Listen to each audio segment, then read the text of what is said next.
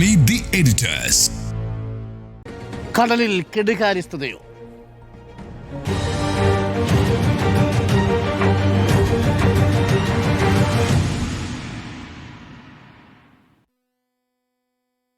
ഇടത് സർക്കാരാവട്ടെ UDF സർക്കാരാവട്ടെ കടപ്പുറത്ത് താമസിക്കുന്ന മനുഷ്യരെ സംബന്ധിച്ച് ആശങ്കകളേറെയാണ്. അന്നും മുതലപ്പുഴയിൽ നമ്മൾ പ്രതിഷേധങ്ങൾ കണ്ടു. ഒരു മാസം ശരാശരി 4-5 പേർ വെച്ച് കടൽ തീരത്ത് നിന്ന് കടലിൽ പോയി തിരിച്ചു വരാത്ത അവസ്ഥ. മുതലപ്പുഴയിൽ മാത്രം കഴിഞ്ഞ 5 വർഷങ്ങളിലെ കണക്ക് നമ്മൾ എടുത്തു നോക്കിയാൽ 70-80 മരണമാണ് സംഭവിച്ചിരിക്കുന്നത്. ഓരോ ദിവസവും നമ്മളുടെ വാർത്ത തുടങ്ങുന്നത് മുതലപ്പുഴയിൽ വെള്ളം മറിഞ്ഞു, കാണാതായി, മുതലപ്പുഴയിൽ വെള്ളം മറിഞ്ഞു, 2 പേരെ കാണാതായി, ഒരാൾ രക്ഷപ്പെട്ടു എന്ന വാർത്തയോടുകൂടിയാണ് തുടങ്ങുന്നത്. അതിനിടയിലാണ് ഇപ്പോൾ നമ്മൾ സംസാരിക്കുന്ന സമയത്ത് വിഴിഞ്ഞത്തൊരച്ഛനെ, നമ്മുടെ അഞ്ചുതെങ്ങിൽ ഈ മുതലപ്പുഴയിൽ ഒരു മകനെ, അതേപോലെ നീണ്ടകരയിൽ ഒരു ഭർത്താവിനെ നഷ്ടപ്പെട്ടിരിക്കുന്നു. 3 പേരും ഇതുവരെയും കണ്ടെത്താനായിട്ടില്ല. വലിയ പാളിച്ചയുണ്ടായി എന്ന് പറയുന്നു. വലിയ പ്രതിഷേധങ്ങൾ നമ്മൾ കാണുന്നു. നിരുത്തരവാദപരമായ ചില പരാമർശങ്ങൾ ചില നേതാക്കളുടെ ഭാഗത്തുനിന്നുണ്ടാവുന്നു. മത്സ്യത്തൊഴിലാളികൾക്ക് ഒരു സർക്കാർ വന്നിട്ടും അഭയമാകുന്നില്ലേ? നോക്കി, ഇപ്പോൾ വിഴിഞ്ഞത്ത് കാണാതായ ജോണിൻ്റെ മകൻ, ആ ജോണിൻ്റെ മകൻ പറഞ്ഞ വാക്കുകളാണ് എൻ്റെ ഹൃദയത്തിലുള്ളത്. മത്സ്യത്തൊഴിലാളികളെ സംരക്ഷിക്കാൻ ഇവിടെ ആരുമില്ലേ? കടലിൽ പോകുന്ന ഓരോ മത്സ്യത്തൊഴിലാളിയും തിരിച്ചു വരുന്നതും കാത്ത് ആദിയോടെയാണ് ഞങ്ങളുടെ കുടുംബം ഈ തീരത്ത് കഴിയുന്നത്, ഞങ്ങളെ ആർക്കും വേണ്ടേ എന്ന് ആ മകൻ ഈ കേരളത്തോട് ചോദിക്കുകയാണ്. ഇത് നമ്മുടെ എല്ലാവരെയും ഹൃദയം ഉലയ്ക്കുന്നതാണ്. കാരണം ഇത്രയും ദിവസമായി എന്നുള്ളതാണ്. 8 ദിവസം കഴിഞ്ഞു. ആ കുടുംബത്തിനൊരു ആശ്വാസ വാക്ക് പോലും ഇതുവരെ ലഭിച്ചില്ല എന്നതാണ്. ഇന്ന് ഏറ്റവും ഒടുവിൽ ഇന്ന് മുഖ്യമന്ത്രി VD സതീശൻ ഇന്നാണ്, അതായത് 8ാം ദിവസമാണ് മുഖ്യമന്ത്രി VD സതീശൻ ആ കുടുംബത്തോട് സംസാരിക്കുന്നത്. ഒരു കേരള സർക്കാർ ഈ വിഷയത്തിലൊക്കെ തന്നെ കാണിക്കേണ്ട ഒരു ജാഗ്രതയിൽ ഇവിടെ വലിയ പിഴവ് വരുത്തി എന്നതാണ് എനിക്ക് ചൂണ്ടിക്കാണിക്കാനുള്ളത്. 3 പേരെയാണ് കൊല്ലത്തും തിരുവനന്തപുരത്തുമായി ഈ കാലവർഷത്തിൽ ഉണ്ടായ കടൽക്ഷോഭത്തിൽ കാണാതായത്. അപ്പം ഈ കാണാതായവരെ കണ്ടെത്തുന്നതിനുള്ള തെരച്ചിലുമായി ബന്ധപ്പെട്ട് സ്വീകരിക്കേണ്ട പ്രൊസീജിയർ അതിവിടെ കൃത്യമായി പാലിച്ചില്ല എന്നതാണ് കുടുംബം ആരോപിക്കുന്നത്. പക്ഷേ ഏറ്റവും പ്രധാനപ്പെട്ട പ്രശ്നം, നമ്മുടെ ഫിഷറീസ് മന്ത്രിയുണ്ടല്ലോ, അദ്ദേഹത്തിന് ചില ഉത്തരവാദിത്തങ്ങളുണ്ട്. അദ്ദേഹം ഈ ഒരു മേഖല സന്ദർശിക്കുന്നതിനോ ആ കുടുംബത്തെ കണ്ട് അവർക്ക് വേണ്ട സഹായങ്ങൾ ഉറപ്പുവരുത്തുന്നതിനോ ഈ കാണാതായ മത്സ്യത്തൊഴിലാളികളെ കണ്ടെത്തുന്നതിനായി എല്ലാ നടപടികളും സംസ്ഥാന സർക്കാർ സ്വീകരിക്കും എന്ന് ഉറപ്പ് നൽകുന്നതിനായി തയ്യാറായില്ല എന്നതാണ്. ഏറ്റവും ഒടുവിൽ ഈ മത്സ്യത്തൊഴിലാളികളുടെ കുടുംബം തെരുവിലിറങ്ങി റോഡിൽ കുത്തിയിരുന്ന ശേഷമാണ് കേരള സർക്കാരിൻ്റെ ഒരു മന്ത്രി പോയി ആ കുടുംബാംഗങ്ങളുമായി സംസാരിക്കുന്നത്. ഇന്ന് CP ജോണാണ് സംസാരിക്കാൻ പോകുന്നത് കൊല്ലത്ത്. എന്തുകൊണ്ടാണ് ഫിഷറീസ് മന്ത്രി പോകാത്തത്? ഒരു വലിയ പ്രശ്നമാണിത്. സംസ്ഥാനത്തിൻ്റെ ഈ ഫിഷറീസ് വകുപ്പുമായി ബന്ധപ്പെട്ട് അതിൻ്റെ ചുമതലയുള്ള മന്ത്രിക്ക് എന്തുകൊണ്ടാണ് ഈ തീരം വരെ പോയി ഈ മത്സ്യത്തൊഴിലാളികളെ കാണാൻ സാധിക്കാത്തത്? ഇനി മുഖ്യമന്ത്രി VD സതീശൻ കഴിഞ്ഞ ദിവസം വാർത്താസമ്മേളനത്തിൽ പറഞ്ഞത് എന്താണ്? ഈ മത്സ്യത്തൊഴിലാളികളെ കണ്ടെത്തുന്നതിനായി തെരച്ചിലുമായി ബന്ധപ്പെട്ട് മാധ്യമപ്രവർത്തകർ ചോദ്യം ചോദിച്ചപ്പോൾ മുഖ്യമന്ത്രി VD സതീശൻ പറയുകയാണ്, എങ്ങനെയാണ് ആ തീരം വരെ പോവുക? മുൻപ് ആ തീരത്ത് പോയ പഴയ മുഖ്യമന്ത്രിയുടെ അവസ്ഥ നിങ്ങൾക്കറിയില്ലേ? അത്ര ഭയമാണോ കേരളത്തിൻ്റെ മുഖ്യമന്ത്രിക്ക് ഈ മത്സ്യത്തൊഴിലാളികളുടെ അടുത്തേക്ക് പോകാൻ? അത്രയ്ക്ക് ഭയമാണോ? ഈ മത്സ്യത്തൊഴിലാളികൾ എന്ന് പറയുന്ന അത്രയ്ക്ക് ഭീകരന്മാരാണോ ഈ സർക്കാരിനെ സംബന്ധിച്ച്? നമുക്ക് കേരളത്തിൽ ഏതാണ്ട് 12 ലക്ഷത്തോളം മത്സ്യത്തൊഴിലാളികളും അവരുടെ കുടുംബാംഗങ്ങളുമുണ്ട്. അതിൽ 8.5 ലക്ഷത്തോളം പേർ തീരപ്രദേശങ്ങളിൽ ജീവിക്കുന്നതാണ്, കടലിനെ മാത്രം ആശ്രയിച്ച് ജീവിക്കുന്ന കുടുംബങ്ങളാണ്. തിരുവനന്തപുരത്ത് മാത്രം ഏതാണ്ട് 30,000-ത്തിലധികം മത്സ്യത്തൊഴിലാളി കുടുംബങ്ങളുണ്ട്. കൊല്ലത്താണെങ്കിൽ ഏതാണ്ട് അത്രയും തന്നെ 28,000-29,000 മത്സ്യത്തൊഴിലാളി കുടുംബങ്ങളുണ്ട്. അപ്പോൾ ഈ തീരത്ത് പോയി ഈ മത്സ്യത്തൊഴിലാളികളെ കണ്ട് ആ കുടുംബത്തിനൊരു ആശ്വാസവാക്ക് നേരിട്ട് നൽകാൻ കേരളത്തിൻ്റെ മുഖ്യമന്ത്രിക്ക് ഭയമാണോ എന്നതാണ് എൻ്റെ ചോദ്യം. ഇനി രണ്ടാമത്തെ മന്ത്രി, സംസ്ഥാന ആരോഗ്യവകുപ്പ് മന്ത്രി K മുരളീധരൻ, അദ്ദേഹത്തോട് ചോദിക്കുകയാണ് ഈ വിഷയവുമായി ബന്ധപ്പെട്ട് സർക്കാർ എന്തൊക്കെ നടപടി സ്വീകരിച്ചു. അദ്ദേഹം പറയുന്നത് കടലിൽ പോയാൽ കുറച്ച് ദിവസത്തോടും കാണാതെ. എന്തൊരു നിസ്സാരമായിട്ടാണ് ഈ വിഷയങ്ങളിൽ മന്ത്രിമാരുടെ പ്രതികരണം വരുന്നത്. വകുപ്പ് മന്ത്രിയാണെങ്കിൽ അതുവരെ പോകാത്തൊരു സാഹചര്യം. ഏറ്റവും ഒടുവിൽ ഈ സർക്കാരിനെ ഏറ്റവും അധികം ക്ഷീണിപ്പിച്ചത് ഈ വകുപ്പിൻ്റെ ചുമതലയുള്ള മന്ത്രി അവിടം വരെ പോയില്ല എന്നത്. അതുപോലെ തന്നെ ഇന്ന് ഏറ്റവും ഒടുവിൽ ഈ കുടുംബാംഗങ്ങളൊക്കെ തെരുവിൽ വന്ന് നിന്ന് മഴയത്ത്, നോക്കൂ, ആ കുട്ടികളെ അടക്കം എടുത്തുകൊണ്ടുവന്ന് മഴയത്ത് ഇരുന്നാണ് അവർ ഞങ്ങളുടെ അച്ഛനെ കൊണ്ടു തരൂ, എൻ്റെ ഭർത്താവിനെ കൊണ്ടു തരൂ, എൻ്റെ മകനെ കൊണ്ടു തരൂ എന്ന് പറഞ്ഞുകൊണ്ട് ഈ കുടുംബം റോഡിൽ വന്നിരിക്കുന്ന ഒരവസ്ഥ കേരളത്തിലാണെന്ന് ഓർക്കണം. അവർ അങ്ങനെ വന്നിരുന്ന ശേഷമാണ് കേരളത്തിൻ്റെ ഒരു മന്ത്രി അവരുമായി ചർച്ച നടത്താൻ തയ്യാറായത്. കഴിഞ്ഞ 10 വർഷം, 5 വർഷത്തെ കണക്ക് പറഞ്ഞു, കഴിഞ്ഞ 10 വർഷത്തിനിടയിൽ ഏതാണ്ട് 469 മത്സ്യത്തൊഴിലാളികളെ കടലിൽ കാണാതായിട്ടുണ്ട്. 160 പേർ മരണപ്പെട്ടിട്ടുണ്ട്. ഏതാണ്ട് 47,000-ലധികം പേരെ കടലിൽ നിന്ന് രക്ഷപ്പെടുത്തിയിട്ടുണ്ട്. ഏതാണ്ട് 5,000-ലധികം റെസ്ക്യൂ ഓപ്പറേഷനുകൾ നടന്നിട്ടുണ്ട് ഈ കടലുമായി ബന്ധപ്പെട്ട്, കടൽക്ഷോഭവുമായി ബന്ധപ്പെട്ട്. അതുകൊണ്ട് 5,000-ലധികം റെസ്ക്യൂ ഓപ്പറേഷനുകൾ കഴിഞ്ഞ 10 വർഷത്തിനിടയിൽ കേരള തീരത്ത് നടന്നിട്ടുണ്ട്. പക്ഷേ ഇവിടെ എനിക്ക് പറയാനുള്ളത്, ഇപ്പോൾ 31-ാം തീയതിയാണല്ലോ ഇവരെ കാണാതായത്. ഇന്ന് ഏതാണ്ട് 8-ാം ദിവസമാണ്. ഈ സംഭവം ഉണ്ടായ ഉടൻ സാധാരണ ഒരു മത്സ്യത്തൊഴിലാളിയെ അല്ലെങ്കിൽ മറ്റാരെങ്കിലുമോ കടലിൽ കാണാതായാൽ എന്ത് ചെയ്യും? അത് ആദ്യം ഇതിൻ്റെ SOP അനുസരിച്ച് കോസ്റ്റൽ പോലീസ് ഇതറിയണം. അത് സ്വാഭാവികമായും മത്സ്യത്തൊഴിലാളികളാണ് അറിയിക്കുക, കോസ്റ്റൽ പോലീസിനെ അറിയിക്കും. അടുത്ത നടപടി മറൈൻ എൻഫോഴ്സ്മെൻറ്റ് ഇത് അറിയണം. അങ്ങനെ ഈ 2 വിഭാഗവും ചേർന്ന് ആദ്യം തെരച്ചിൽ നടത്തും. തെരച്ചിൽ നടത്തിയ ശേഷം പിന്നീട് കണ്ടെത്താൻ കഴിഞ്ഞില്ല എങ്കിൽ അത് ബന്ധപ്പെട്ട സർക്കാരിനെ അറിയിക്കും, ബന്ധപ്പെട്ട വകുപ്പിനെ അറിയിക്കും. പിന്നീട് ഇത് ജില്ലാ കളക്ടറും മുഖ്യമന്ത്രിയുടെ ഓഫീസും ചേർന്ന് ഇത് കേന്ദ്ര സർക്കാരിനെ അറിയിക്കണം. അങ്ങനെയാണ് MRCC എന്ന് പറയുന്ന മറൈൻ റെസ്ക്യൂ കോർഡിനേഷൻ സെൻറ്റർ. അത് തീരസംരക്ഷണ സേനയുടെ കീഴിലുള്ള ഒരു സംവിധാനമാണ്, ഇന്ത്യൻ നേവി. അപ്പോൾ ഇവരെല്ലാവരും ചേർന്നുള്ള റെസ്ക്യൂ ഓപ്പറേഷൻ ആരംഭിക്കുക. ഇവിടെ ഈ പ്രൊസീജിയർ എല്ലാം ആരംഭിക്കുന്നതിന് ഒരുപാട് കാലതാമസം എടുത്തു എന്നതാണ്. എനിക്ക് തോന്നുന്നു ആദ്യ ദിവസം തന്നെ ഇതിനായുള്ള നടപടി സ്വീകരിക്കേണ്ടതായിരുന്നു, പക്ഷേ അത് സ്വീകരിച്ചില്ല എന്ന് പറഞ്ഞ് വലിയ വിമർശനം ഉയരുമ്പോഴാണ് ഈ ഒരു സാധ്യത തന്നെ സംസ്ഥാന സർക്കാർ ആലോചിക്കുന്നത്, പിന്നീട് കേന്ദ്ര സർക്കാരുമായി ഈ വിഷയത്തിൽ ബന്ധപ്പെടാൻ തയ്യാറാകുന്നത് തന്നെ. ഇതൊക്കെ മുൻകൂട്ടി ആലോചിച്ച് ഇതിൻ്റെ ഒരു ഗൗരവം കണക്കിലെടുത്തുകൊണ്ട് ചെയ്യേണ്ട മുൻകരുതൽ നടപടികൾ, ജാഗ്രതാ നടപടികൾ ഒന്നും തന്നെ ഈ സർക്കാരിൻ്റെ ഭാഗത്തു നിന്നുണ്ടായില്ല എന്നത് എത്രത്തോളം സംസ്ഥാന സർക്കാരിനെ സംബന്ധിച്ച് ക്ഷീണമാണെന്ന് ഓർത്തു നോക്കണം. നോക്കൂ, കേരളത്തിൻ്റെ മുഖ്യമന്ത്രിക്ക് അത്രയിടം വരെ പോകാൻ കഴിയില്ല. വകുപ്പ് മന്ത്രിക്ക് അതുവരെ പോയി ആ മത്സ്യത്തൊഴിലാളികളെ കാണാൻ ഭയമാണ്, അവരെ കാണാൻ സാധിക്കുന്നില്ല. പകരം മറ്റൊരു മന്ത്രിയെ അയക്കേണ്ടി വരുന്ന ഒരു സാഹചര്യം. ജില്ലാ കളക്ടർ പോലും ആ കുടുംബത്തോട് സംസാരിക്കുന്നില്ല. ജില്ലാ കളക്ടർ ആ കുടുംബത്തോട് സംസാരിച്ച് എങ്ങനെയാണെന്ന് അറിയോ?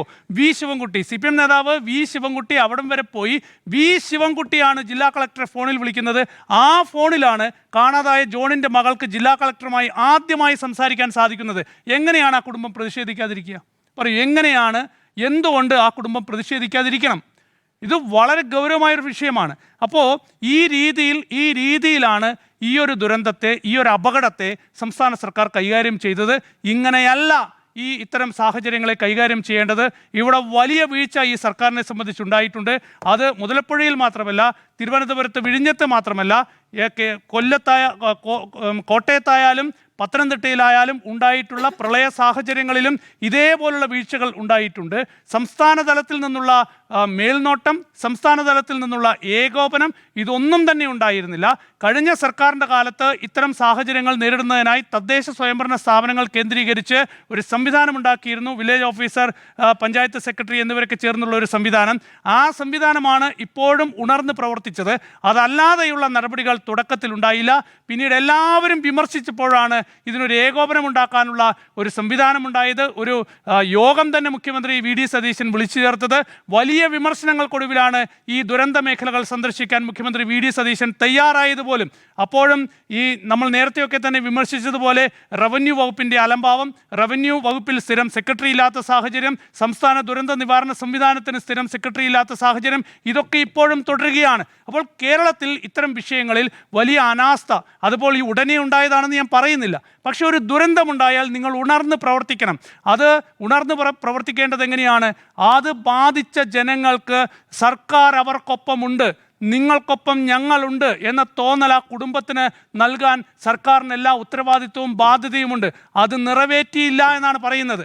അതേക്കുറിച്ച് ചോദിക്കുമ്പോൾ അവിടം വരെ ഞങ്ങൾക്ക് പോകാൻ പറ്റില്ല, ഭയമാണ്. കഴിഞ്ഞ സർക്കാരിൻ്റെ കാലത്ത് മുഖ്യമന്ത്രി പോയപ്പോൾ അവിടുത്തെ ജനങ്ങൾ അവരെ നേരിട്ടത് എങ്ങനെയാണെന്ന് അറിയില്ലേ, എങ്ങനെയാണ് അവിടെ പോവുക എന്നല്ല കേരളത്തിൻ്റെ മുഖ്യമന്ത്രി ചോദിക്കേണ്ടത്.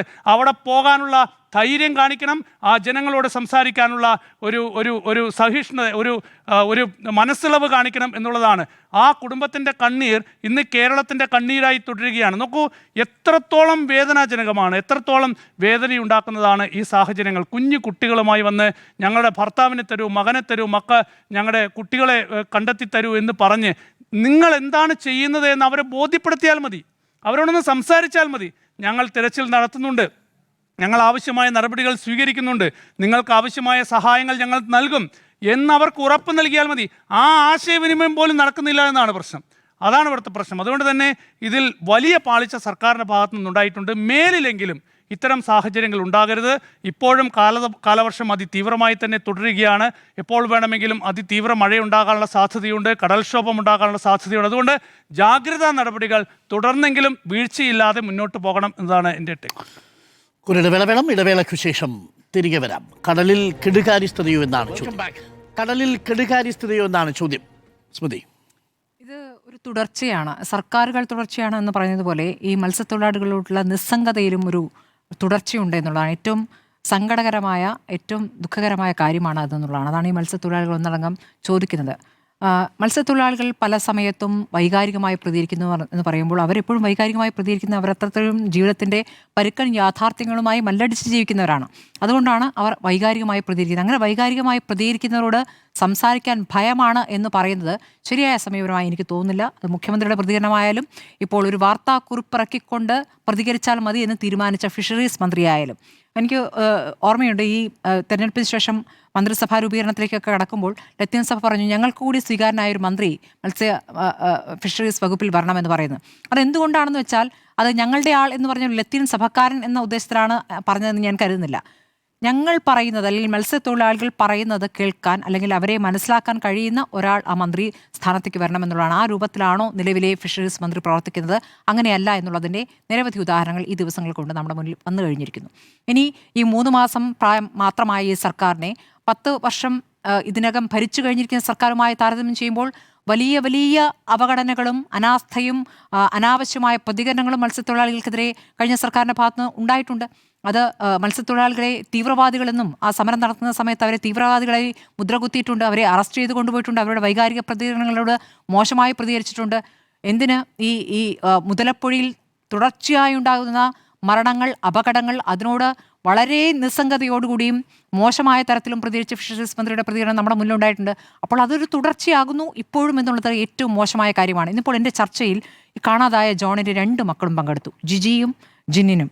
2 പേരും എത്ര സെൻസിബിളായിട്ടാണ് കാര്യങ്ങൾ സംസാരിക്കുന്നത്. അവർക്ക് പിതാവിനെ കാണാതായതിൻ്റെ കരച്ചിലും വൈകാരികതയല്ല, അവർ എന്താണ് യാഥാർത്ഥ്യം, എന്താണ് ചെയ്യേണ്ടതെന്ന് പറയുമ്പോൾ ഏറ്റവും പ്രധാനമായി പറയുന്ന ഒരു കാര്യം ഞങ്ങളോട് കൂടി ചോദിക്കൂ എന്നുള്ളതാണ്. ഏറ്റവും ആദ്യം ചെയ്യേണ്ട കാര്യം അതാണ്.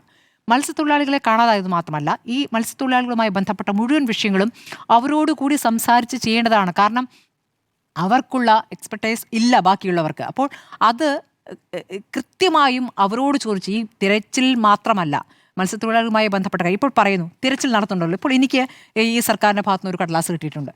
അതിൽ ഈ രക്ഷാപ്രവർത്തനം, ഈ മുതലപ്പൊഴി, വിഴിഞ്ഞം, നീണ്ടകര മേഖലയിൽ കടലിൽ കാണാതായ മത്സ്യത്തൊഴിലാളി കണ്ടെത്താനായി സംസ്ഥാന മത്സ്യവകുപ്പ്, marine enforcement, Indian coast guard, coastal police, ജില്ലാ ഭരണകൂടം എന്നിവയുടെ നേതൃത്വത്തിൽ ഏകോപിതമായ തിരച്ചിൽ രക്ഷാപ്രവർത്തനങ്ങൾ നടത്തുന്നു എന്ന കാര്യം വളരെ വിശദമായി തന്നെ പറയുന്നുണ്ട്.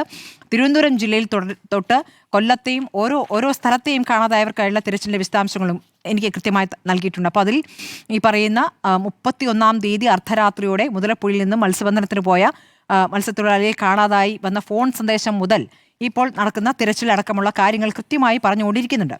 പക്ഷേ ഈ തിരച്ചിലുമായി ബന്ധപ്പെട്ട തിരച്ചിൽ നടത്തിയോ എന്ന് ചോദിച്ചാൽ തിരച്ചിൽ നടത്തിയിട്ടുണ്ട്. കാരണം ഇവർ തന്നെ പറയുന്നു, ഇവരുടെ ബന്ധുക്കൾ 18 നോട്ടിക്കൽ മൈൽ അകലെ വെച്ചാണ് കാണാതായിരിക്കുന്നത്. ഇവർക്കറിയാം എത്ര അകലെ വെച്ചാണ് ഇവർ കാണാതായെന്ന്.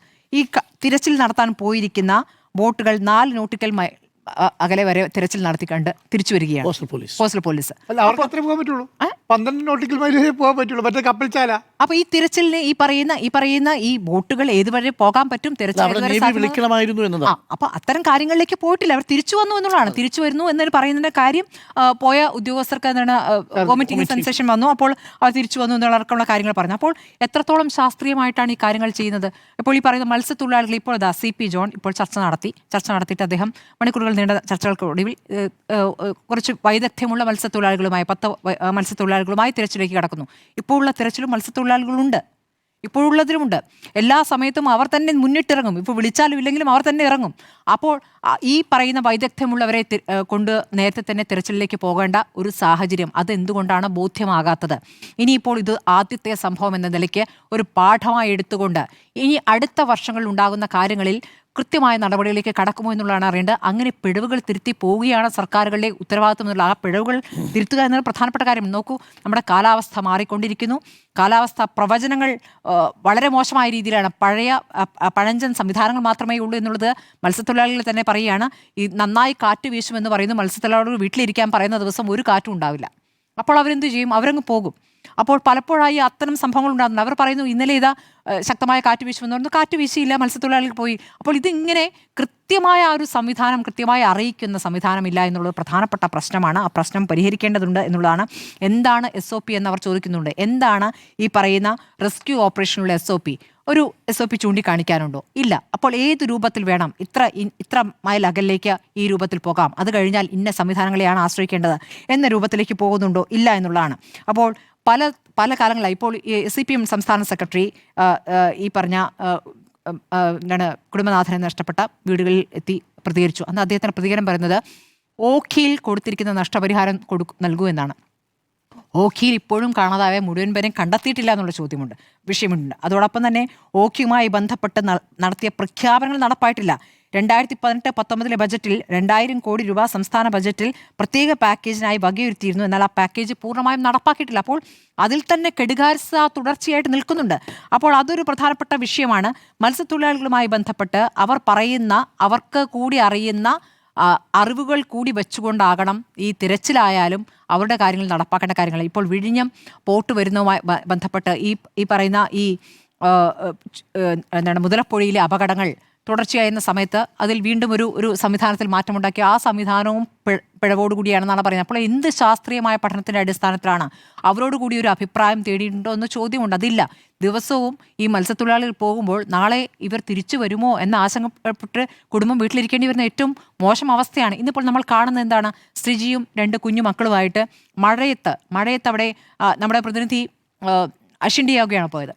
അഷിൻ ഡിയാഗോ കുട കൊണ്ടുവച്ച് മഴ പെയ്യാൻ തുടങ്ങിയപ്പോൾ കുട്ടികളെങ്കിലും മഴയത്ത് നിന്ന് മാറ്റി നിർത്തി കൂടി പറഞ്ഞപ്പോൾ അവരെ കുട തട്ടിക്കളഞ്ഞു. കാരണം ആ കുട്ടികൾ മഴ നനയട്ടെ, ഇത് സർക്കാർ കാണട്ടെ, ഞങ്ങൾക്ക് വേണ്ടി ഉപജീവനത്തിൽ പോയ അച്ഛൻ തിരിച്ചു വരാത്തതിൽ മറുപടി കിട്ടട്ടെ എന്ന് പറഞ്ഞുകൊണ്ട് വൈകാരികമായി പ്രതികരിക്കുകയായിരുന്നു. അതിനുശേഷമാണല്ലോ CP ജോൺ ചർച്ചയ്ക്ക് പോയത്.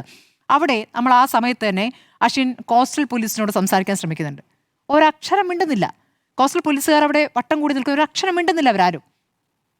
അവരെ ആ സമയത്ത് മഴയത്ത് നിന്ന് മാറ്റി നിർത്താനൊന്ന് ശ്രമിച്ചുകൂടെ എന്ന് ചോദിക്കുമ്പോൾ ഒരക്ഷരം മിണ്ടുന്നില്ല.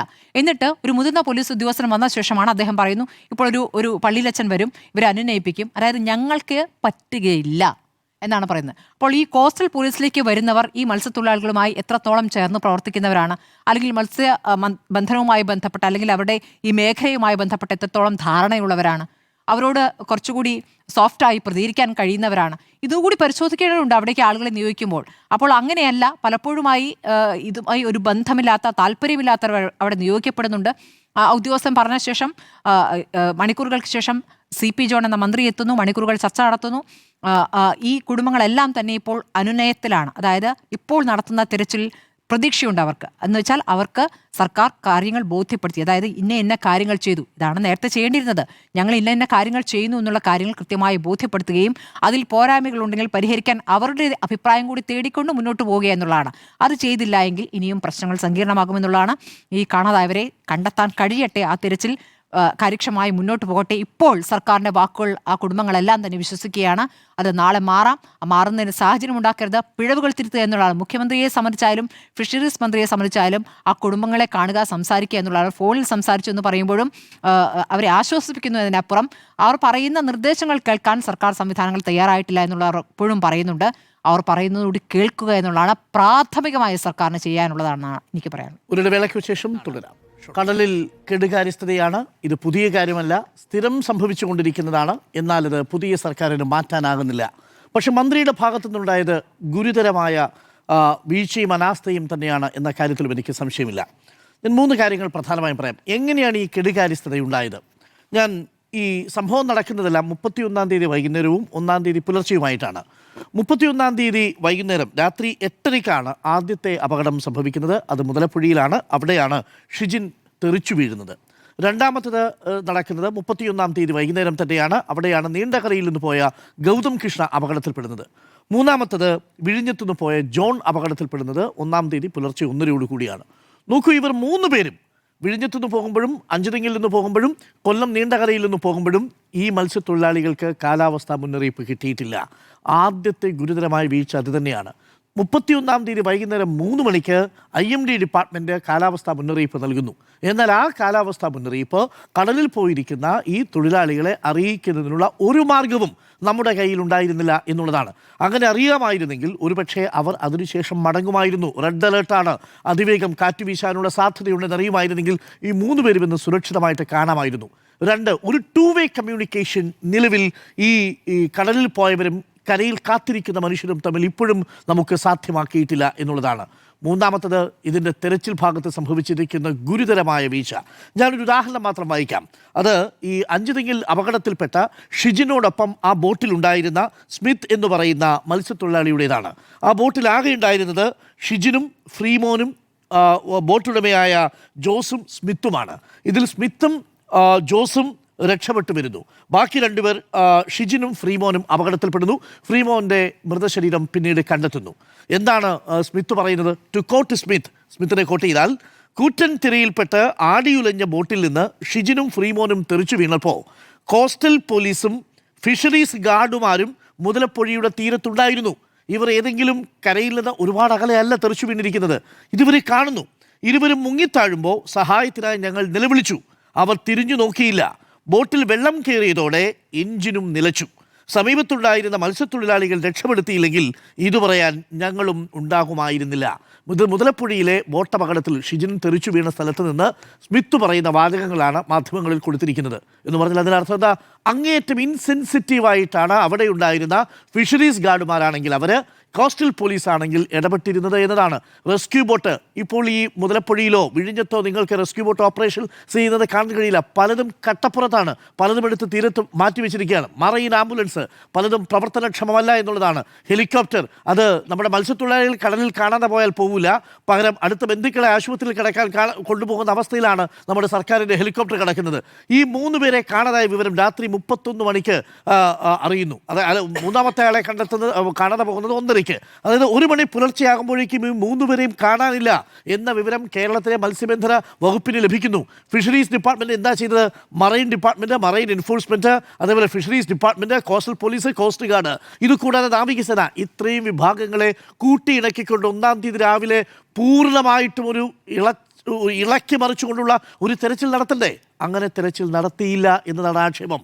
അങ്ങനെ തെരച്ചിൽ നടത്തിയില്ല. കാര്യം ഇവർ തമ്മിൽ കോർഡിനേറ്റ് ചെയ്യുന്നതിൽ പോലും വലിയ ബുദ്ധിമുട്ടുണ്ടായിരുന്നു എന്നുള്ളതാണ്.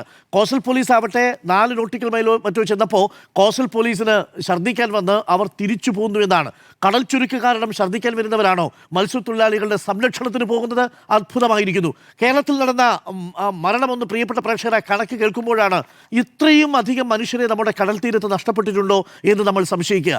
കഴിഞ്ഞ 11 വർഷത്തിനിടയിൽ കേരളത്തിൻ്റെ കടൽ തീരത്ത് നിന്ന് മത്സ്യബന്ധനത്തിന് പോയ 469 പേർക്കാണ് ജീവൻ നഷ്ടപ്പെട്ടത്. 469 പേര്. ഒരു വർഷം ശരാശരി 40-42 പേർക്ക് ജീവൻ നഷ്ടപ്പെടുന്നു കേരളത്തിൻ്റെ കടൽ തീരത്തേക്ക് പോകുമ്പോൾ. 40-42 പേരെന്ന് പറഞ്ഞാൽ ഒരു മാസം ശരാശരി 3-4 പേരോളം ശരാശരി കടൽ തീരത്ത് നമ്മുടെ ജീവൻ പൊലിയുന്നു. ഒരു മാസം, അതാണ് കണക്ക്. 469 പേർ കഴിഞ്ഞ 11 വർഷം കൊണ്ട് ജീവൻ നഷ്ടപ്പെട്ടു. 120 പേരെ കാണാതായി. കഴിഞ്ഞ 5-6 മാസം കൊണ്ട് ഏകദേശം 55 പേരെയാണ് കാണാതായിരിക്കുന്നത്. മുതലപ്പുഴയിൽ മാത്രം 80-ലധികം ആളുകളെ കാണാതായി. എന്നിട്ടും ഒരു മാറ്റവുമില്ല എന്നുള്ളതാണ്. ഇവരുടെ കാര്യം പറയുന്ന സമയത്ത് കടലിൽ പോയതല്ലേ എന്ന മട്ടിലാണ് ഒരു മന്ത്രി പറഞ്ഞ വാചകം ഇപ്പോഴും നമ്മുടെ ചെവിയിലടിക്കുന്നത്. കടലിൽ പോയാൽ 2-3 ദിവസമൊക്കെ എടുക്കും തെരച്ചിലിന് ശേഷം കിട്ടാൻ. ഇത് ആരാണ് കേൾക്കുന്നത്? ലൈവിലൂടെ എന്താണ് അവിടെ സംഭവിക്കുന്നതെന്ന് കാത്തിരിക്കുന്ന, സ്വന്തം വീട്ടിൽ കാത്തിരിക്കുന്ന ഷിജിൻ്റെ ഭാര്യ കേൾക്കുകയാണ്, ഗൗതമിൻ്റെ അമ്മ കേൾക്കുകയാണ്, ജോസിൻ്റെ മകൾ കേൾക്കുകയാണ്, ജോണിൻ്റെ മകനും കേൾക്കുകയാണ്. ഇവരൊക്കെ കേൾക്കുന്നു എന്ന വിചാരം എന്തുകൊണ്ടാണ് നമ്മുടെ മന്ത്രിമാർക്കില്ലാതെ പോകുന്നത്? എന്തുകൊണ്ടാണ് വളരെ ഇൻസെൻസിറ്റീവായി ഇവർക്ക് ഇങ്ങനെ പ്രതികരിക്കാൻ തോന്നുന്നത്? തങ്ങളുടെ പ്രിയപ്പെട്ടവർ അവിടെ വിഴിഞ്ഞത്ത് നഷ്ടപ്പെട്ടത് ജോൺ എന്ന് പറയുന്ന ഒരു അച്ഛനെയാണ്, ജിജിക്ക്, അതേപോലെ ആ പയ്യനും, അതേപോലെ ഇവിടെ നീണ്ടകരയിൽ നഷ്ടപ്പെട്ടിരിക്കുന്നത് 2 കുഞ്ഞുങ്ങൾക്ക് അവരുടെ അച്ഛനെയാണ്. ഷിജിൻ എന്ന് പറയുന്ന ഒരു ഭർത്താവിനെയാണ് നഷ്ടപ്പെട്ടിരിക്കുന്നത്. ഗൗതം എന്ന് പറയുന്ന ഒരു മകനെയാണ് അവിടെ നീണ്ടകരയിൽ അമ്മയ്ക്ക് നഷ്ടമായിരിക്കുന്നത്. ഇതൊക്കെ മുന്നിൽ നിൽക്കുന്ന സാഹചര്യത്തിൽ ഇൻസെൻസിറ്റീവായിട്ട് സംസാരിക്കുന്നു എന്നുള്ളതാണ് ഏറ്റവും പ്രധാനപ്പെട്ട കാര്യം. ഒന്ന്, ആറ്റിറ്റ്യൂഡ് പ്രശ്നം. കടപ്പുറത്ത് പോയാൽ എന്താ മുഖ്യമന്ത്രിക്ക് പ്രശ്നം? ആ തീരത്തേക്ക് പോയാൽ അറിയാമല്ലോ എന്ന് പറയുമ്പോൾ എന്താണ്? കടൽ തീരത്തുള്ള മനുഷ്യർക്ക് എന്തെങ്കിലും പ്രത്യേകതയുണ്ടോ? ആ മനുഷ്യർ സാധാരണക്കാരെ മനുഷ്യർ, അവർ വൈകാരികമായി പ്രതികരിക്കും. അവർ പ്രതികരിച്ചു പോകുന്നത് ജീവനും കൈ പിടിച്ചാണ് പോകുന്നത്. ഇന്ന് നമ്മുടെ വിഴിഞ്ഞത്തുനിന്ന് പോയ ജോണിൻ്റെ മകൻ പറയുന്നത് കേട്ടു. ഒരു ദിവസം പോയാൽ തിരിച്ചു വരുമോ എന്ന് പ്രാർത്ഥിച്ച് കടലിൽ എല്ലാ വിശ്വാസവും അർപ്പിച്ച് കാത്തിരിക്കുകയാണ്. അങ്ങനെയുള്ള മനുഷ്യരാണ്. അവർക്ക് സ്വാഭാവികമായും ആശങ്കകൾ ഉണ്ടാവും. ഈ ട്രോളിംഗ് ബാൻ നടന്ന പീരീഡിൽ ഈ തൊഴിലാളികൾക്ക് കൊടുക്കാമെന്ന പറഞ്ഞ പലതും കൊടുത്തില്ലെന്ന് മാത്രമല്ല, അവർ അത്യധികം പട്ടിണിയിലാണ് ഓരോ ഘട്ടത്തിലും. അതെല്ലാം നമ്മൾ റിപ്പോർട്ട് ചെയ്യും. അവർക്ക് കിട്ടുന്ന മിനിമം സാഹചര്യങ്ങളേ ഉള്ളൂ. പ്രിയപ്പെട്ട പ്രേക്ഷകർക്കറിയാമോ, ഇന്നും അവർ ഡിജിറ്റലൈസ് ചെയ്യപ്പെടാത്ത ഒരു വ്യവസ്ഥയിലാണ് കഴിയുന്നത്. ഇപ്പോഴും ആധാർ കാർഡും കെട്ടുമായിട്ട് പോകണം അവർക്കൊരു മഞ്ഞ കാർഡ് കിട്ടണമെങ്കിൽ. അതാണ് അവസ്ഥ. ഫിഷറീസ് വകുപ്പ് ഒരു കാരണവശാലും സയൻറ്റിഫിക്കലി അപ്ഡേറ്റ് ചെയ്യാത്തൊരു സ്ഥാനമാണ്. വാർണിംഗ് സിസ്റ്റം അങ്ങേയറ്റം പരാജയമാണ്. ISROയ്ക്ക് സ്വന്തം മണൽ കൊടുത്ത, സ്വന്തം ഭൂമി കൊടുത്ത മത്സ്യത്തൊഴിലാളികൾക്ക് സാങ്കേതികമായ വൈദഗ്ധ്യം കൊണ്ട് എന്തെങ്കിലും പ്രയോജനം നാളിതുവരെ കിട്ടിയതായി നമുക്ക് മനസ്സിലാവുന്നില്ല. അങ്ങനെ ഉണ്ടായിരുന്നെങ്കിൽ, അതാണ് രണ്ടാമത്തെ കാര്യം, മുതലപ്പുഴയിൽ ഇത്രയും അധികം അപകടം സംഭവിക്കില്ലായിരുന്നു. മുതലപ്പുഴയിൽ എന്താ പ്രശ്നം? മുതലപ്പുഴയിൽ പൂനെയിൽ നിന്നുള്ള institute, central water and power research institute നടത്തിയ ഒരു പഠനമുണ്ട്. ആ പഠന റിപ്പോർട്ട് സർക്കാരിൻ്റെ കൈ കിട്ടിയിട്ട് 10-12 വർഷമായി. കഴിഞ്ഞ സർക്കാരും ഈ സർക്കാരും ഇതെല്ലാം നോക്കുകുത്തിയിട്ട് കയ്യിൽ കരുതിയിരിക്കുക. ചെന്നൈയിലെ IIT ആണല്ലോ ഈ മുതലപ്പുഴയിൽ ഫിഷിംഗ് ഹാർബറുമായി ബന്ധപ്പെട്ട ഡിസൈൻ നടത്തിയിരിക്കുന്നത്.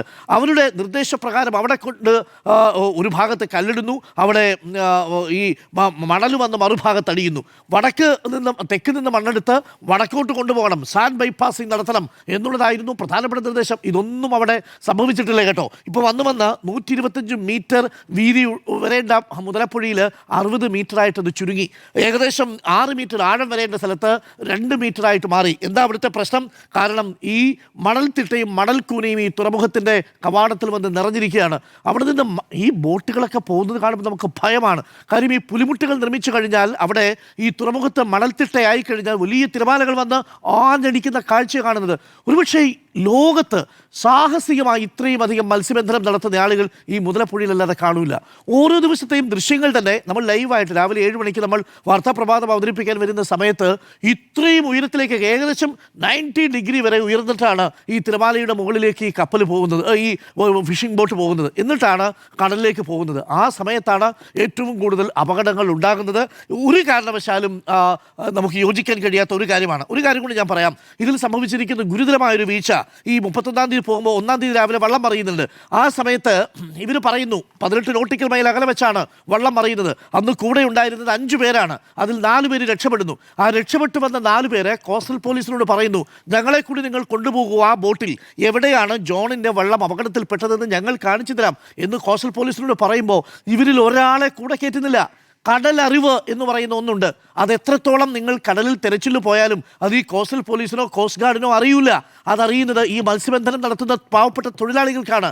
ആ കടലറിവിനെ നിങ്ങൾ നിസ്സാരവൽക്കരിച്ചതുകൊണ്ടാണ് ജോണിനെ തിരിച്ചു കിട്ടാതെ പോയത്, ഷിജിനെ ഇപ്പോഴും തിരിച്ചു കിട്ടാതെ പോയത്, ഗൗതമിനെ തിരിച്ചു കിട്ടാതെ പോയത്.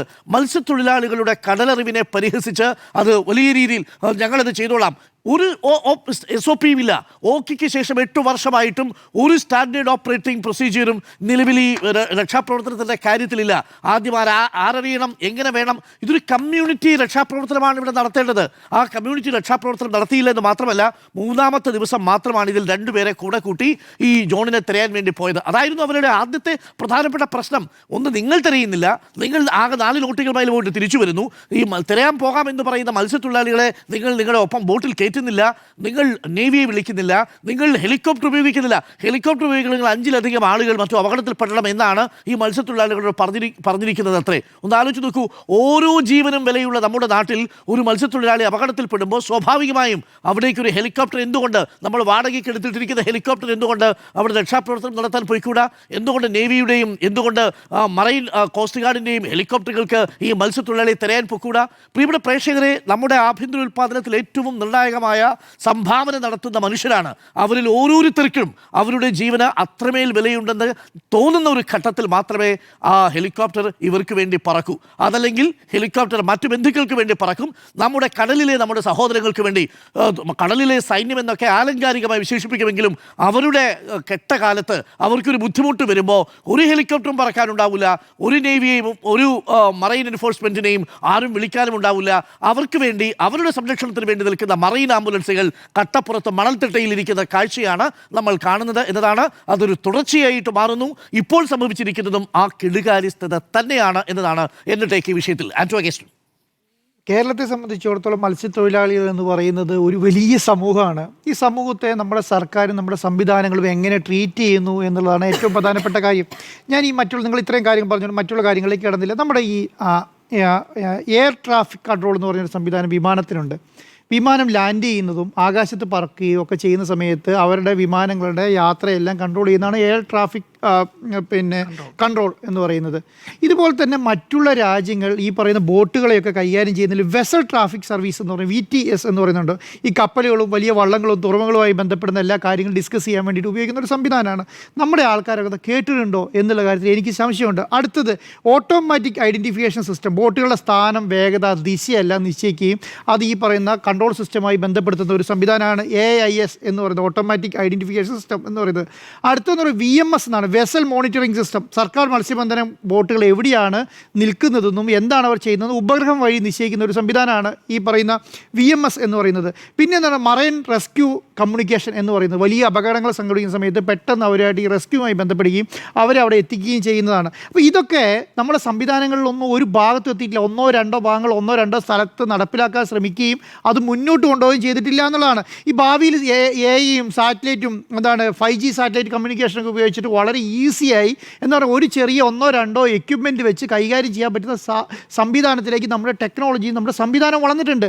അതൊന്നും ആര് സ്പോൺസർ ചെയ്യുകയോ അത് സർക്കാരിൻ്റെ ഭാഗമായി ഒരു പ്രൊജക്റ്റായി വരികയോ ചെയ്യുന്നില്ല എന്നുള്ളതാണ്. ഇപ്പോൾ ഉദാഹരണത്തിന് ഈ പറയുന്ന ഉൾക്കടലിൽ 18 നോട്ടിക്കൽ മൈൽ അകലെ 19 നോട്ടിക്കൽ മൈൽ കപ്പൽ ചാലിനിപ്പുറം എന്നൊക്കെ പറയുന്ന രീതിയിലേക്ക് ഈ പറയുന്ന ഒരു പരിധി വരെയുള്ള വലിയ ബോട്ടുകൾ മത്സ്യബന്ധനത്തിൽ പോകുന്ന സമയത്ത് അവിടെ ഒരു സ്ഥലത്ത് അപകടത്തിൽ പെട്ടുപോയാൽ, കാരണം ഇവർ കുറച്ച് ബോട്ടുകൾ ഒന്നിച്ച് ഈ പറയുന്ന സംവിധാനത്തിൽ പോകുമ്പോഴൊക്കെയാണ് സത്യം പറഞ്ഞാൽ റെസ്ക്യൂ നടക്കുന്നത്. ഒരു ബോട്ടിൽ അപകടത്തിൽപ്പെടുകയും മറിയുകയൊക്കെ ചെയ്യുമ്പോൾ അവരെ റെസ്ക്യൂ ചെയ്യാൻ വേണ്ടിയിട്ട് ഈ ബോട്ട് ആയി ബന്ധപ്പെട്ട ആൾക്കാരൊക്കെയാണ് പോകുന്നത്. കാരണം വലിയ കടൽ ഏരിയയാണ്. അപ്പോൾ അവരെ അവിടുന്ന് കൊണ്ടുവരാൻ വേണ്ടിയിട്ടുള്ള സംവിധാനം ഒരുക്കുന്നത് അങ്ങനെയാണ്. പക്ഷേ 1-2 ബോട്ടുകൾ മാത്രം പോവുകയും ഒരു മാട്ടുകൾക്കാരൻ നമ്മുടെ കാഴ്ചയ്ക്കപ്പുറം ഈ സംവിധാനത്തെ കാണാൻ കഴിഞ്ഞില്ലെങ്കിൽ ഈ സംവിധാനം മറഞ്ഞു കഴിഞ്ഞാൽ സ്വന്തം നീന്തി രക്ഷപ്പെടുകയോ അല്ലെങ്കിൽ ഈ പറയുന്ന പല പാറക്കെട്ടുകളിലോ അല്ലെങ്കിൽ വേറെ എന്തെങ്കിലും ഈ കടലിൽ ഒഴുകി കിടക്കുന്ന സംവിധാനത്തിൻ്റെ മേളിലൊക്കെ പിടിച്ചു നിൽക്കുക, അല്ലെങ്കിൽ ബോട്ട് മറിഞ്ഞാൽ ബോട്ടിൻ്റെ മേലെ വെള്ളം കയറി താഴുന്നത് വരെ പിടിച്ചു നിൽക്കുക എന്നുള്ള രീതിയിലൊക്കെ ഇവർക്ക് പറ്റുന്നുള്ളൂ.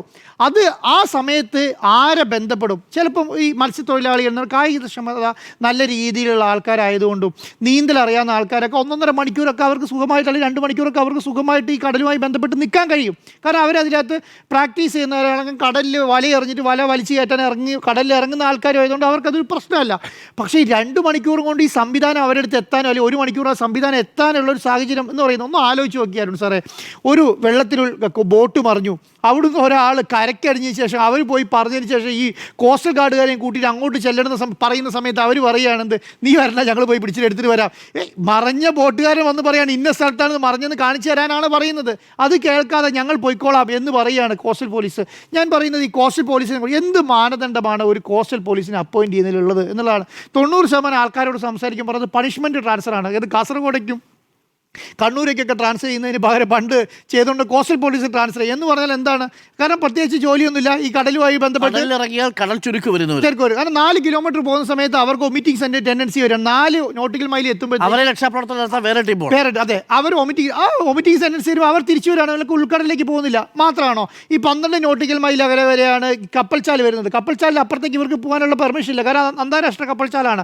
അവിടെ നേവിക്കേ പോകാൻ കഴിയുള്ളൂ. ആ നേവിക്ക് അപ്പുറയാണ് അന്താരാഷ്ട്ര കപ്പൽച്ചാലിലാണ് സത്യം പറഞ്ഞാൽ അതിനപ്പുറമൊക്കെയാണ് ഈ ബോട്ടുകൾ പോയി മത്സ്യബന്ധനം നടത്തുന്നത്. അപ്പോൾ അവിടേക്ക് പോകാൻ കഴിയാത്ത രീതിയിൽ നമ്മുടെ സംവിധാനം നിലനിൽക്കുകയാണ്. നമുക്ക് ഓർമ്മയുണ്ടല്ലോ പണ്ട് എൻട്രിക് അലക്സി എന്ന് പറയുന്ന കപ്പൽ നമ്മുടെ ബോട്ടിനെ ഇടിച്ചു പോയല്ലോ. ഇടിച്ചു പോയി കഴിഞ്ഞപ്പോൾ അതിലെ നാവികരെ കേരളത്തിലും ഇന്ത്യയിൽ തടഞ്ഞു വെച്ചു. ഇന്ന് പോകാൻ കഴിയില്ല എന്ന് പറഞ്ഞിട്ട് ഇറ്റലിയിലെ ഫോറിൻ മിനിസ്റ്റർ രാജിവെപ്പിച്ചു. ഇവിടെ രണ്ടുപേരെ തടഞ്ഞു വെച്ച് ഇറ്റലിയിലെ ഫോറിൻ മിനിസ്റ്റർ രാജിവെക്കേണ്ട അവസ്ഥ വന്നു എന്നാണ്. കാരണം ഒരു മനുഷ്യൻ്റെ ജീവന് ഓരോ രാജ്യം നൽകുന്ന വില എന്ന് പറയുന്നത് വലുതാണ് എന്നുള്ളതാണ്. 3 പേര് അപകടത്തിൽ പെടുന്നു, മരിക്കുന്നു. അത് ഇവർക്കൊരു വലിയ ദുരന്തമായി കാണുന്നില്ല. കാരണം ഇത് നാച്ചുറൽ ആയി നടക്കുന്ന ഒരു ഡെത്താണ്, അല്ലെങ്കിൽ നാച്ചുറലായി നടക്കുന്ന ഒരു അപകട സൂചനയാണ് എന്നുള്ളത് സർക്കാരും അങ്ങ് ചിന്തിച്ച് വെച്ചിരിക്കുകയാണ്. ഒന്ന് ആലോചിച്ച് നോക്കിയാൽ സാറേ, നമ്മൾ വയനാട്ടിൽ ദുരന്തം ഉണ്ടായി, 3 പേര് മണ്ണിനടി പോയി, 4 പേര് മണ്ണിനടി പോയാൽ മിനിസ്റ്റർ സംവിധാനമൊക്കെ പോയി അവിടെ നിൽക്കുന്നുണ്ടല്ലോ. ഈ സാഹചര്യം എന്തുകൊണ്ട് ഈ കോസ്റ്റലുമായി ബന്ധപ്പെട്ട ഏരിയയിൽ നടക്കുന്നില്ല എന്നുള്ളതാണ് ഞാൻ പറയുന്നത്. ഒരു അപകടമുണ്ടായി, അതിന് അപകടമായി എന്നുള്ള ഒരു ബോട്ട് പറഞ്ഞു, ആളെ കാണാതായി എന്ന് പറഞ്ഞാൽ പിന്നെ അതിനെക്കുറിച്ച് ചിന്തിക്കേണ്ട, ബോട്ട് പറഞ്ഞു എന്ന് പറയാം. എന്നിട്ട് ഇവർ തന്നെ പറയുകയാണ്, ഈ മത്സ്യത്തൊഴിലാളി തന്നെ പറയുന്നത് എന്താണ്, എല്ലാ കാലത്തും ഈ ബോട്ട് അപകടം ഉണ്ടായാൽ അല്ലെങ്കിൽ മത്സ്യത്തൊഴിലാളി അവിടെ അപകടത്തിൽപ്പെട്ട് കഴിഞ്ഞാൽ ഒരു കോസ്റ്റൽ ഗാർഡും നേവിയൊന്നും അല്ല പോയി പഠിക്കുക, ഇവർ തന്നെ 3, 4, 10, 20 വള്ളം എടുത്തു പോയി അവിടെ പോയി തിരഞ്ഞ് അവരെ എടുത്തിട്ട് വരുന്ന രീതിയാണ് ഉള്ളത് എന്നുള്ളത്. ഇത് ഇവർക്കൊരു ശീലമായി, ഈ പറയുന്ന സംവിധാനത്തിനൊരു ശീലമായി. അപ്പോൾ അവരെന്താ പറയുന്നത്, ഇപ്പം നിങ്ങൾ കാണുന്നില്ല, എല്ലാ എഡ്യൂക്കേറ്റഡ് ആയ പിള്ളേരാണ്. അവർക്ക് എന്താണ് കോസ്റ്റൽ ഗാർഡെന്നും എന്താണ് കടലെന്നും ഏത് രീതിയിൽ ഇതിനെ കൈകാര്യം ചെയ്യണമെന്നും എങ്ങനെ കമ്മ്യൂണിറ്റി ചെയ്യണമെന്നൊക്കെ നല്ല ബോധ്യമുള്ള കുട്ടികളാണ്. അവരെടുത്ത് പോയിട്ട് ഈ ന്യായീകരണം എന്ന് പറഞ്ഞാൽ അവർ കേൾക്കേണ്ട കാര്യമില്ല. എന്തുകൊണ്ടാണ്? അവർക്ക് ഇതിനെക്കുറിച്ചൊക്കെ നല്ല ധാരണയുണ്ട്. അവർ നന്നായി കമ്മ്യൂണിക്കേറ്റ് ചെയ്യുന്നു, അവരെ കാര്യങ്ങൾ പറയുന്നു. ഈ കാര്യങ്ങൾ പറയുന്ന സ്ഥലത്ത് നിങ്ങൾക്കൊരു അപകടമുണ്ടായാൽ അയ്യോ എന്തോ മത്സ്യത്തൊഴിലാളികളുടെ അടുത്തേക്ക് പോയാൽ എന്തോ വലിയ അപകടമാണ്, അവർ ആക്രമിച്ച് കളയും എന്നുള്ളൊരു മൈൻഡ് സെറ്റോട് കൂടി ഒരു സർക്കാർ പ്രവർത്തിക്കാൻ തീരുമാനിച്ചാൽ എന്താ അതിനോട് പറയാൻ കഴിയുക? നിങ്ങൾ മത്സ്യത്തൊഴിലാളിക്ക് അപകടം ഉണ്ടായി, നിങ്ങൾ അവരുടെ മുന്നിൽ നിന്ന് നോക്കൂ, അവർ ചെന്ന് നോക്കൂ. നിങ്ങൾ അവരോട് കോപ്പറേറ്റ് ചെയ്യുന്നത് പോലെ ലോകത്ത് ഒരു മനുഷ്യൻ നിങ്ങളോട് കോപ്പറേറ്റ് ചെയ്യില്ല. കാരണം അവരോട് അത്ര സ്നേഹമുള്ളവരാണ്. അതുകൊണ്ടാണ് ഈ വൈകാരികമായി പ്രവർത്തിക്കുന്നത്. വൈകാരികമായി പ്രവർത്തിക്കാൻ കാരണം എന്താണ്? അവരെ നല്ല രീതിയിൽ ട്രീറ്റ് ചെയ്യില്ല, ഒരു സിസ്റ്റം ട്രീറ്റ് ചെയ്യുന്നില്ല എന്ന് വിചാരിച്ചാൽ ആ സിസ്റ്റത്തോട് അവർ പ്രതികരിക്കും. അത് ഏത് ലോകത്തും അങ്ങനെയാണ്. എല്ലാ ലോകത്തും എല്ലാ സ്ഥലത്തും പ്രശ്നങ്ങൾ ഉണ്ടാകുന്നത് എങ്ങനെയാണ്? വൈകാരികമായി പ്രതികരിക്കുന്നത്. എന്തുകൊണ്ടാണ് ഈ വൈകാരികമായി പ്രതികരിക്കുന്നത്? അവരുടെ കാര്യങ്ങൾ കേൾക്കാൻ ഒരു സിസ്റ്റം ഇല്ല ഈ നാട്ടിൽ എന്ന് വിചാരിക്കുന്ന സ്ഥലത്താണ്. എന്താണ് ഇന്ന് 8ാമത്തെ ദിവസമല്ലേ? 8ാമത്തെ ദിവസമാണ് അവർ റോട്ടിലേക്ക് ഇറങ്ങുന്നത്. 7 ദിവസം വരെ റോട്ടിലേക്ക് ഇറങ്ങിയില്ലല്ലോ. 5 ദിവസം വരെ റോട്ടിലേക്ക് എന്തുകൊണ്ടാണ് കലക്ടർ അവിടെ പോകാതെ? 3 മരണം നടന്നല്ലോ, കലക്ടർ പോകേണ്ടിയിരുന്നില്ല? പോയോ? ഒരു മന്ത്രി എന്തുകൊണ്ട് പോയില്ല? എന്തുകൊണ്ട് പോകേണ്ടിയിരുന്നല്ലേ? ഞാൻ പറയുന്നത് കേരളത്തിൻ്റെ ഒരു ജീവൻ്റെ വിലയ്ക്ക് അപ്പുറം ഒരു മന്ത്രിക്ക് ഒരു വിലയില്ല. ഒരു ജീവൻ എവിടെയെങ്കിലും കുടുങ്ങി നിൽക്കുന്നുണ്ടെങ്കിൽ ആ ജീവൻ രക്ഷിക്കാനാണ് ആ മന്ത്രി അവിടെ പോയി ഇരിക്കുകയാണ് വേണ്ടത്. അതിനപ്പുറത്തേക്ക് ബാക്കിയുള്ള സ്വർണ്ണക്കട ഉദ്ഘാടനവും മറ്റു സംവിധാനമൊക്കെ ഉള്ളൂ. മനസ്സിലായോ? അപ്പം ഇത് ആ ജീവൻ്റെ വിലയാണ് ഏറ്റവും വലുത്. നിങ്ങളവിടെ പോയി ഇരിക്കുക എന്നുള്ളതാണ്. നിങ്ങളവിടെ പോയി ഇരിക്കുക, നിങ്ങൾ സംസാരിക്കുക, നിങ്ങൾക്ക് അവർക്ക് വേണ്ട നിർദ്ദേശങ്ങൾ കൊടുക്കുക, കോസ്റ്റൽ ഗാർഡിനെ വിളിക്കുക, നേവിനെ വിളിക്കുക, ഈ പറയുന്ന സിസ്റ്റംസ് എല്ലാം ഇറക്കുക. അവിടെ വിദഗ്ധരായ മത്സ്യത്തൊഴിലാളികളുടെ അവരെയെല്ലാം ഈ പറഞ്ഞ നേവീൻ്റെ ഒപ്പം ഇവരുടെ സംവിധാനത്തിനൊപ്പം വലിയ ബോട്ടുകളിലും അയക്കാനുള്ള സംവിധാനം ഉണ്ടാകുക. അതിനൊരു ഏകോപന ചുമതലയുള്ള ഒരാളുണ്ടാകുക എന്നുള്ള ഒരു സാമാന്യമായ കാര്യങ്ങളെങ്കിലും ചെയ്യണ്ടേ? ഇത് ചെയ്യുന്നില്ല എന്നുള്ളതാണ്. അത് ഞാൻ പറയുന്നത് എല്ലാ കാലത്തും സർക്കാർ അങ്ങനെയാണ്. എല്ലാ കാലത്തും സർക്കാർ അങ്ങനെയാണ് സർ. പക്ഷേ എന്താണ് ഇതിലൊരു മാറ്റം വേണ്ടേ? ഇതിന് എന്തെങ്കിലും ഒരു മാറ്റം വേണ്ടേ? ഈ മാറ്റം മാറി ഇവർക്ക് ഉണ്ടാകുന്ന ഈ ദുരിതമൊന്നും മാറ്റണ്ടേ? അതാണ് ഞാൻ നേരത്തെ പറഞ്ഞത്. ഈ ഒരു അപകടം ലോകത്ത് ഏറ്റവും അപകടം കുറഞ്ഞ യാത്ര കടൽ യാത്രയാണെന്നാണ് പറയുക. കടൽ സംവിധാനമാണെന്ന് പറയുക. ഒറ്റ കാര്യം കൊണ്ടാണ്. നിങ്ങൾ ഒരു സ്ഥലത്ത് അപകടം ഉണ്ടായി, ആളെത്തിപ്പെടാത്തത് കൊണ്ട് മരണപ്പെടുന്നത് മാത്രമാണ്. കാരണം ഞാൻ പറഞ്ഞു 1.5 മണിക്കൂർ 2 മണിക്കൂർക്ക് ഇവർ സുഖമായി നിൽക്കും. 2 മണിക്കൂർ വേണോ സാറേ ഒരു 12 നോട്ടിക്കൽ മൈൽ അകൽ ഒരു ബോട്ട് ഓടിയെത്താൻ? വേണോ? ഒറ്റ കാര്യമുള്ളൂ, ഇവരെ കമ്മ്യൂണിക്കേറ്റ് ചെയ്യേണ്ട സിസ്റ്റം ഇല്ല എന്നുള്ളതാണ്. അതിന് ഒരു 100 കോടി രൂപ മാറ്റി വെച്ചിട്ട് കേരളത്തിൽ എത്ര ബോട്ടുകളുണ്ട്? ആ ബോട്ടുകളിലെല്ലാം ഈ കമ്മ്യൂണിക്കേഷൻ സിസ്റ്റം അപ്പോൾ ചെയ്തിട്ടുണ്ടെങ്കിൽ, ഒരു എയർ ട്രാഫിക് അല്ല ഇതിപ്പോൾ എന്താണ് ഈ കോസ്റ്റൽ ട്രാഫിക് സിസ്റ്റം വെച്ചിട്ടുണ്ടെങ്കിൽ എത്ര എളുപ്പമായി ഇവർ കമ്മ്യൂണിക്കേറ്റ് ചെയ്യും. ഞങ്ങളുടെ ബോട്ട് മറിഞ്ഞിരിക്കുന്നു, ഞങ്ങളുടെ സംവിധാനം മറിഞ്ഞിരിക്കുന്നു, അല്ലെങ്കിൽ വലിയ പ്രശ്നമാണ് ഇവിടെ, വലിയ തിരമാലയിടുന്നത്, എനിക്കൊരു റെസ്ക്യൂ ആവശ്യമാണ്, ഞങ്ങളെ സഹായിക്കാൻ ഒരു സംവിധാനം വരണം എന്ന് പറഞ്ഞാൽ ആ സംവിധാനം പോകാൻ വേണ്ടി ഇപ്പം അന്താരാഷ്ട്ര കപ്പൽച്ചാലൊരു സിസ്റ്റം ഉണ്ട്. എന്താണ് കപ്പൽച്ചാൽ സിസ്റ്റം? നമ്മൾ ഇവിടുന്ന് കപ്പൽ പോവുകയാണ്. ഇപ്പം നമ്മൾ ഒരു നമ്മുടെ അടുത്ത രാജ്യം ശ്രീലങ്കയുടെ അതിർത്തിയിലെത്തി. നമ്മൾ ആ ശ്രീലങ്കയുടെ അതിർത്തിയിലുള്ള കൺട്രോളിംഗ് സിസ്റ്റവുമായിട്ടാണ് ആ കപ്പൽ ബന്ധപ്പെടുക. അത് കഴിഞ്ഞ് അടുത്ത ബന്ധപ്പെടുക. അപ്പോൾ നിങ്ങൾ എന്താ പറയുക, കൊല്ലത്തു നിന്ന് പിന്നെ ഒരു മത്സ്യത്തൊഴിലാളി ഉൾക്കടലിൽ പോയി, അവർ തിരുവനന്തപുരം ഭാഗത്തേക്കാണ് പോകുന്നതെന്ന് വെക്കുക. തിരുവനന്തപുരം ATS-ഉമായിട്ടാണ് ബന്ധപ്പെടുക, അല്ലെങ്കിൽ ട്രാഫിക്കുമായിട്ടാണ് ബന്ധപ്പെടുക. ആ ബന്ധപ്പെട്ട് കഴിഞ്ഞാൽ അവിടുന്ന് റെസ്ക്യൂ അങ്ങോട്ട് എത്തണം എന്നുള്ളതാണ്. കേരളത്തിൻ്റെ തീരമേഖല അത്ര വലിയ മേഖലയാണെന്ന് ഞാൻ വിചാരിക്കുന്നില്ല. കാരണം അത്ര അധികം ജനസാന്ദ്രതയുള്ള, അത്രയധികം സംവിധാനങ്ങളുള്ള ഒരു പഞ്ചായത്തിൽ ഒരു പോലീസ് സ്റ്റേഷനുള്ള സ്ഥലമാണ് നമ്മുടെ, അല്ലേ? അതുപോലെ ഇതുപോലെ 11 ലക്ഷം ആൾക്കാർ താമസിക്കുന്ന, അല്ലെങ്കിൽ ഉപജീവന മാർഗമാകുന്ന കടൽ തൊഴിലാളി. കാരണം നമ്മൾ വലിയ അഹങ്കാരത്തോടു കൂടി പറയുന്ന ഒരു കാര്യം അറിയോ, കേരളത്തിൽ അങ്ങ് തുടങ്ങി ഇങ്ങ് വരെ ഒരു സ്ഥലം മുഴുവൻ നമ്മുടെ 500 കിലോമീറ്റർ എന്താണ് കടൽ, 600 കിലോമീറ്റർ പിന്നെ കടലാണ് നമ്മൾക്ക്. അതുകൊണ്ട് നമ്മൾ അവിടുന്ന് എന്ത് നടപ്പിലാക്കാൻ പോകാന്ന് പറഞ്ഞാൽ സാറേ, ഒരു പുതിയ പിന്നെ സമുദ്ര എന്ത് പദ്ധതി ഉണ്ടല്ലോ, മിഷൻ സമുദ്രം നടപ്പിലാക്കാൻ പോകുന്ന സ്ഥലത്ത് അതിൻ്റെ അത്രയും പൈസ വേണ്ട സാർ. നിങ്ങൾ ആകെ ഒരു 100-200 കോടി രൂപ മുടക്കിയിട്ടുണ്ടെങ്കിൽ ഈ പറഞ്ഞ ജീവൻ രക്ഷിക്കാൻ പറ്റും. ഇത് മനസ്സിലാക്കാൻ വേണ്ടി നിങ്ങളുടെ ഒരു എന്താണ് പഠന റിപ്പോർട്ടിൻ്റെ ആവശ്യമില്ല.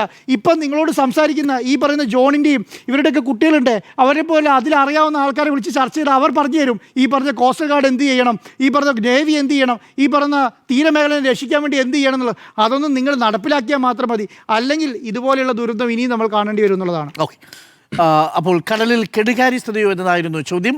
4 പേരുടെയും അഭിപ്രായം യെസ് എന്നാണ്.